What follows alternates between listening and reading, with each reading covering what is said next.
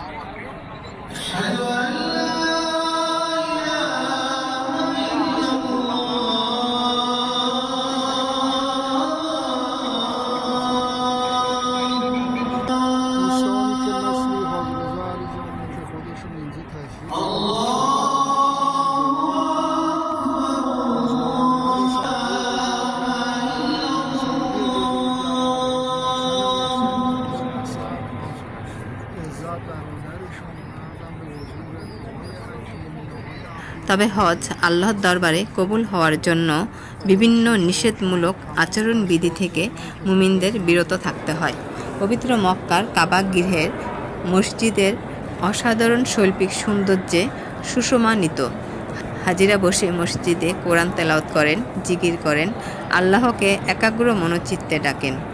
আজ হজ পালন শেষে হাজিগণ আগামীকাল ঈদ উদযাপন করবেন, কোরবানি দিবেন, সাফা মারোয়া পাহাড় দৌড়াবেন, শয়তানকে কঙ্কর নিক্ষেপ করবেন।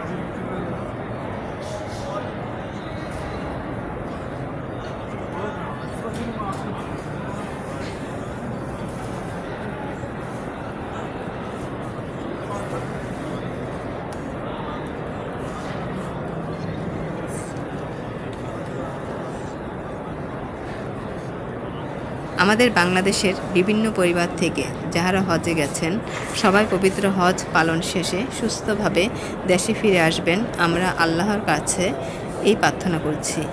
সেই সাথে আমরা মুসলমান যে সকল মুমিন মুমিনাগণ এখনও হজে যেতে পারি নাই, আল্লাহ আমাদের জন্য হজকে কবুল করিয়া নেন, আমাদের হজে যাওয়ার তৌফিক দান করুন। আসুন আমরা সকল হাজিদের জন্য প্রার্থনা করি, আল্লাহ যেন ওনাদের হজ কবুল করিয়া ওনাদের সকল গুনাহ খাতা মাফ করে দেন, ওনাদের সুস্থ রাখেন। আমিন।